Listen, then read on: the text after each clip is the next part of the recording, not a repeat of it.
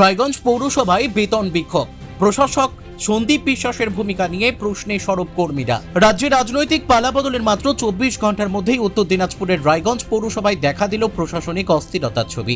মঙ্গলবার সকাল থেকে বকেয়া বেতনের দাবিতে রায়গঞ্জ পৌরসভার সামনে বিক্ষোভে সামিল হন বহু কর্মী। অবস্থান বিক্ষোভ, স্লোগান ও প্রতিবাদে উত্তপ্ত হয়ে ওঠে গোটা এলাকা। পরিস্থিতি সামাল দিতে ঘটনাস্থলে মোতায়েন করা হয় পুলিশ বাহিনী। বিক্ষোভরত কর্মীদের অভিযোগ, গত 5 থেকে 6 মাস ধরে নিয়মিত বেতন না পাওয়ায় চরম আর্থিক সংকটে পড়েছেন তারা। একাধিকবার পৌর প্রশাসক সন্দীপ বিশ্বাস সহ পৌর কর্তৃপক্ষের দৃষ্টি আকর্ষণ করা হলেও সমস্যার স্থায়ী সমাধান হয়নি বলে দাবি তাদের। কর্মীদের বক্তব্য, প্রতিবারই আশ্বাস মিললেও বাস্তবে বেতন প্রদানের ক্ষেত্রে কোনো অগ্রগতি দেখা যায়নি। এদিন বিক্ষোভকারীদের একাংশ প্রশাসক সন্দীপ বিশ্বাসের বিরুদ্ধে ক্ষোভ উগরে দিয়ে অভিযোগ করেন, বিষয়টি নিয়ে তিনি কার্যকর পদক্ষেপ নিতে ব্যর্থ হয়েছেন। পাশাপাশি কয়েকজন কর্মী বেতন প্রদানের ক্ষেত্রে বৈষম্যের অভিযোগও তুলেছেন, যদিও এই অভিযোগের স্বাধীনভাবে সত্যতা যাচাই করা সম্ভব হয়নি। ঘটনাকে কেন্দ্র করে রায়গঞ্জের প্রশাসনিক মহলে চাঞ্চল্য ছড়িয়েছে। তবে এই প্রতিবেদন লেখা পর্যন্ত প্রশাসক সন্দীপ বিশ্বাস বা পৌরসভার পক্ষ থেকে কোনো আনুষ্ঠানিক প্রতিক্রিয়া মেলেনি। বিক্ষোভকারীদের হুঁশিয়ারি, দ্রুত বকেয়া বেতন মেটানো না হলে আগামী দিনে আরও বৃহত্তর আন্দোলনের পথে হাঁটবেন তারা। এখন দেখার, অভিযোগের মুখে প্রশাসন কি পদক্ষেপ গ্রহণ করে। আমরা সামিল হয়েছি আমাদের সর্বস্তরের অস্থায়ী কর্মচারীদের নিয়মিত বেতন, নিয়মিত ইপিএফ এবং পেনশন হোল্ডারদের পেনশন। আমাদের আপনার দুর্গাপূজার আগেও এরকম আমরা বৃহত্তর আন্দোলন করেছিলাম, উইদাউট ব্যানারে, কোনো পলিটিক্যাল রঙে না, সর্বস্তরের কর্মচারী আমাদের বেতনটা দিতে। তখন আপনার 1 মাসের বেতন দিল, ভেঙে ভেঙে বোনাস দিল, তা মেনে নিলাম, বলো পুজোর পরে আচ্ছা দিন আয়গা বলে, তা আচ্ছা দিন তো আজ পর্যন্ত আসতো না। দেখেন সবার আগে আগেরও তো বোর্ড ছিল, আমরা তো কেউ 15 বছর, কেউ 20 বছর, কেউ 25 বছর ধরে সার্ভিসে আছি। আগের বোর্ড ছিল, তখন নিয়মিত হারে বেতন, প্রতি বছর আমাদের 500 টাকা করে বেতন বেড়েছে।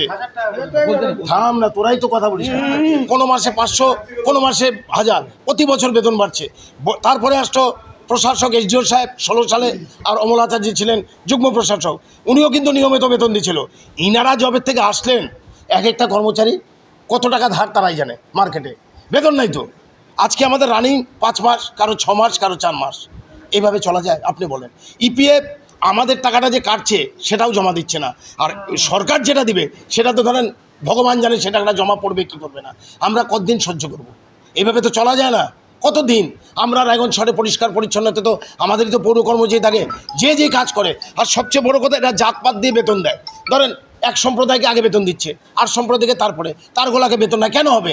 আমরা বারবার বলছি 800 অস্থায়ী স্টাফ থাকলে আপনারা 800 স্টাফকেই একসাথে দেন, কিন্তু আপনারা কেন রামকে আগে দিচ্ছেন, শ্যামকে পরে, যদুকে তারপরে কেন হবে? তার স্টাফদের মধ্যে বৈষম্য কেন, ভেদাভেদ কেন? আমরা তো সবাই ভাই, কেউ বোন, কেউ দিদি, একটা পরিবার। সেই জন্য আমাদের কাছে, আমাদের সর্বস্তরের কর্মচারীর তরফ থেকে, আমার নাম শঙ্কর রায়, বিনীত অনুরোধ নতুন গভর্নমেন্টের কাছে, এবং যেহেতু মাননীয় জেলা সমাহর্তা কিংবা এসডিও সাহেব এখন এটার দায়িত্বে থাকবে, অনুরোধ হাত জোর করে বলছি, এবং রায়গঞ্জবাসীকে বলছি, আপনারা আমাদের সাথে থাকুন, আমাদের এই সুরাহাটা মিটার করুক এসডিও সাহেব। নিয়ম এবং ন্যূনতম এখন একটা জনের হাজিরা 500, আমরা কে কত পাই? কেউ 250, কেউ 350, কেউ 200, কেউ 300, সেটা দেয় না। তারা তো সবাই বড় লোক হয়ে যাচ্ছে। আর এই একটা আরেকজন হচ্ছে আমাদের অর্থ আধিকারিক, নতুন আপনার কার্যনির্বাহী আধিকারিক নতুন আসছে, তাদের সাথে আমাদের কোনো কথা নেই। এই অর্থ আধিকারিক হয়েছে আরেকজন, ওনাকে যখন বেতনের কথা বলতে যাই, চেয়ারম্যান। আর বলে আপনি তাহলে, আপনাকে তাহলে নবান্ন থেকে কী করতে পাঠাইছে? না, আমার হায়ার অথরিটি চেয়ারম্যান। চেয়ারম্যান কেন হবে? আপনি আমাদের বেতন দেন।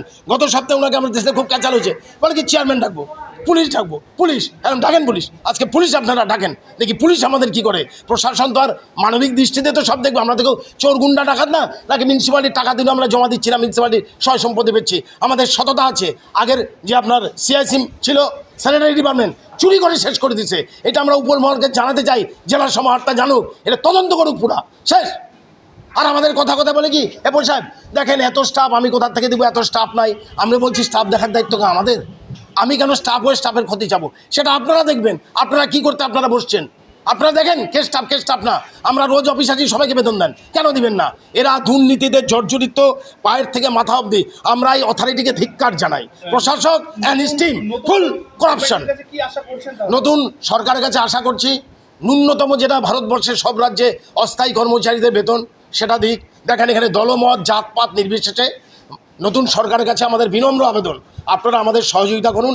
আমরা সবাই সহযোগিতা করব। রায়গঞ্জ পৌরসভা পরিবার হয়ে সবাই বিয়ে করছে, কেউ বিয়ে করে নেই, বৃদ্ধ বাবা মা আছে, কোথার থেকে চলবে? এই অথরিটি, তাদের বাড়ি থেকে কাজের লোক নেই, কাজের মাসিকে বেতন দেয় না, তাদের ছেলেমেয়ের স্কুলে বেতন দেয় না, আমাদেরকে ছাপলামি, আমরা খালি ধার করবো আর ঋণ করবো আর জিনিসপত্র বন্ধক দিব, কয়দিন এভাবে চলে?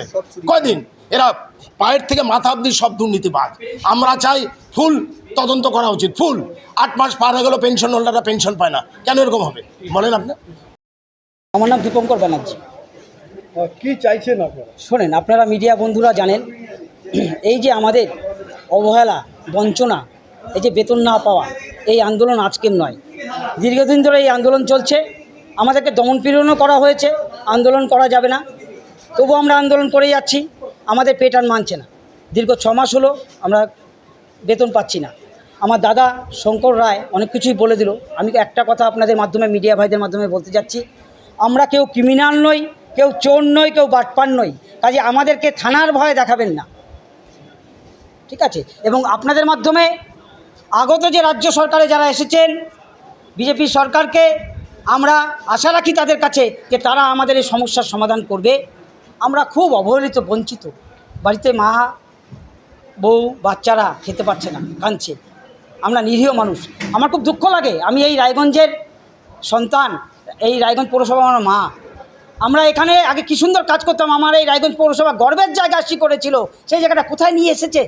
আমি আপনাদের মিডিয়ার মাধ্যমে একটা কথা দিচ্ছি, শ্রমিকের প্রতিনিধি হিসাবে আজকে আমাদের সমস্যার যদি সঠিকভাবে মূল্যায়ন হয়, তবে আমরাও এমন কাজ করব যাতে এই রায়গঞ্জ পৌরসভা পশ্চিমবঙ্গের বুকে আবার সেই আসন ফিরে পায়। তাই আপনাদের মাধ্যমে আমরা এখন ডিএম বাবু আছে, ডিএম সাহেবকে আমরা চাচ্ছি আমাদের সঙ্গে বসুক, ঠিক আছে, আমাদের দাবি দাওয়াগুলো একটু দেখুক, হ্যাঁ। এবং যারা এর আগে অথরিটি ছিল তাদের কিন্তু আমরা ছাড়বো না, তাদেরকে এর উত্তর দিয়ে যেতে হবে। এই যে গর্তটা খুঁড়ে গেল, আজকে আমাদের যে অবস্থায় ফেলে গেল, তার জন্য তাদেরকে দায় নিতে হবে। এবং আপনাদের মিডিয়া বন্ধুদের অসংখ্য ধন্যবাদ, আপনারা আমাদের সাথে ছিলেন, পাশে আছেন। আপনারাও একটু বলবেন আপনাদের মতো করে যে আপনাদেরই ভাই, আপনাদেরই বোনরা কাজ করছে, আজকে তাদের পেটে ভাত নেই। আজকে শহরের কি অবস্থা, তার জন্য কারা দায়ী? এই অথরিটি। আজকে আমাদের বেতন দিচ্ছে না, কাজ ঠিকঠাক হচ্ছে না, কি করে কাজ করবে, কি করে কাজ করতে পারে? দিনকালে সংসারে খরচা আছে, এখানে বেতন পাচ্ছে না, সেই ছেলেটাকে আবার অন্য জায়গায় লেবারগিরি খাটতে হচ্ছে, চোখের জলে নাকের জলে একাকার। এইভাবে তো চলতে পারে না। আপনাদের কাছে আমাদের অনেক আশা আছে। আমরা চোরও নই, বাটপারও নই, গুন্ডাও নই। আমরা আমাদের আন্দোলন গণতান্ত্রিক প্রক্রিয়ায় চালিয়ে যাব এবং আমরা কোনো রাজনৈতিক কোনো ভিত্তি নেই। আমরা সবাই শ্রমিক, কর্মচারী, মানুষ বলে আমরা পরিচিত। আমরা মানুষ হিসাবে, একটা যোগ্য মানুষ, সুশিক্ষিত মানুষ হিসাবে আমাদের যেটুকু কর্তব্য, সেইভাবে আমরা গণতান্ত্রিক প্রক্রিয়ায় আন্দোলন অতিবাহিত করব। কালকেও আমাদের আন্দোলন চলবে। আপনাদেরকে স্বাগত থাকলো, আপনারা আসবেন। আমরা চাই যত শীঘ্র সম্ভব আমাদের সঙ্গে যারা অথরিটি যেন বসে, ডিএম সাহেব বসুক, যেই বসুক আমাদের সঙ্গে বসুক, আমরা আলোচনায় বসতে রাজি আছি। রায়গঞ্জ থেকে রামকৃষ্ণ দাসের রিপোর্ট, কুলিক নিউজ।